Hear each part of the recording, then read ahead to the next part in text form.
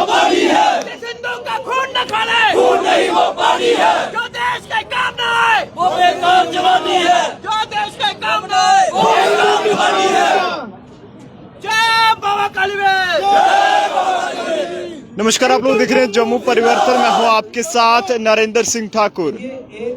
एकजुट जम्मू की जानिब से आज जम्मू में जो है एक बहुत बड़ा प्रोटेस्ट यहां पर किया जा रहा है कि पिछले 70 साल का जो पॉलिसी पैराडाइम रहा है केंद्र सरकार का, Indian state as a political entity का, यही रहा है कि जम्मू को सेकंड ऑर्डर स्टेटस में रखना। मंदिरों को, शहर को एक बार फिर से दहलाने की कोशिश की जा रही है कि मंदिरों को अब जो है वो जम्मू में निशाना बनाने की कोशिश की जा रही है। लगातार जम्मू से इस तरह की खबरें जो है वो सामने आ रही है। यहाँ पर मंदिरों को जो है वो तोड़ा जा रहा है। इस बीच आज एकजुट जम्मू से यहाँ पर अंकुर शर्मा की जानिब से प्रोटेस्ट किया जा रहा है। इनसे बातचीत करने की कोशिश करेंगे। और डेमोक्रेसी अंकुर जी, बड़ी विक्ट्री है। मुझे लगता है कि जम्मू संभाग के लोग पिछले 70 साल के अन्याय को समझना शुरू कर रहे हैं और इस कॉन्ट्रैक्ट को समझ रहे हैं, जिस कॉन्ट्रैक्ट में जम्मू की पॉलिटिकल एम्पावरमेंट और लिबरेशन तभी हो सकती है। अंकुर जी, क्या कहेंगे आज का जो लोकल पॉलिटिकल पार्टी उठा के कॉन्ट्रैक्ट को तोड़े। अंकुर जी, क्या कहेंगे इस तरह से मंदिरों को, शहर को एक बार फिर से जो वो दहलाने की कोशिश की जा रही है? क्या मंदिरों के शहर को सरकार ने सिटी ऑफ एजुकेशनल इंस्टीट्यूशंस तो कहा, लेकिन असलियत ये है कि मंदिरों का शहर अब इंस्टीट्यूशंस ऑफ रेडिकलाइजेशन और इंस्टीट्यूशंस ऑफ इंडोक्ट्रिनेशन का शहर बन चुका है। यहाँ अहले हदीस पैर पसार चुकी है, यहाँ आतंकी संगठन पैर पसार चुके हैं, यहाँ पे जमाते इस्लामी का इंफ्रास्ट्रक्चर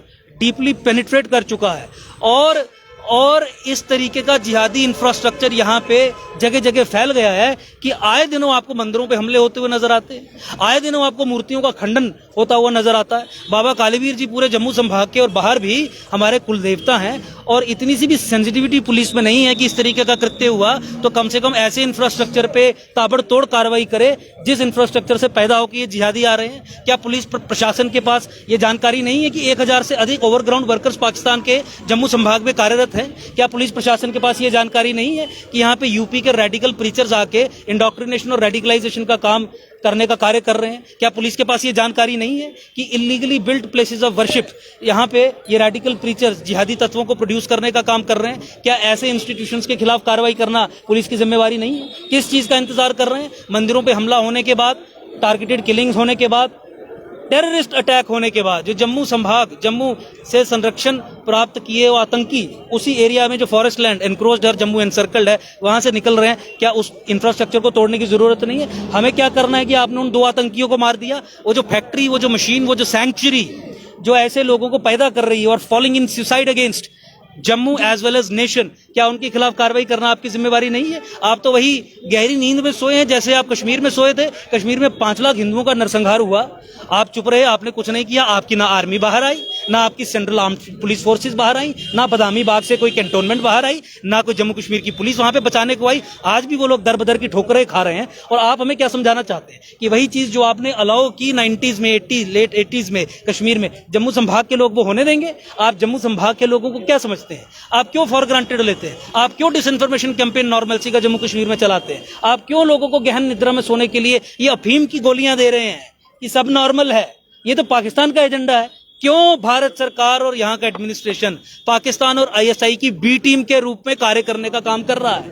क्यों यहाँ की भारत सरकार जो हिमालय का, सनातन का, जम्मू कश्मीर का और देश का इस्लामीकरण का प्रोजेक्ट है उसे फैसिलिटेट करने का काम कर रहा है? आज तो हमारे सवाल यही है। बहुत सारे लोगों को ये हम सुनते हैं, हम बाहर भी जाते हैं, कहते हैं कि जम्मू संभाग के लोग बोलते ही नहीं, जम्मू संभाग के लोग मरे हुए हैं, जम्मू संभाग के लोग सोए हुए हैं। आज हमने प्रयास किया है कि उन आरोपों का जवाब दिया जाए। आज एकजुट जम्मू के माध्यम से आप कैमरा घुमाइए चारों ओर और देखिए कितने लोग हैं जो इस संघर्ष में हमारे साथ खड़े हुए हैं और इस संघर्ष को आगे लेके जाने के लिए प्रतिबद्ध हैं, कटिबद्ध हैं।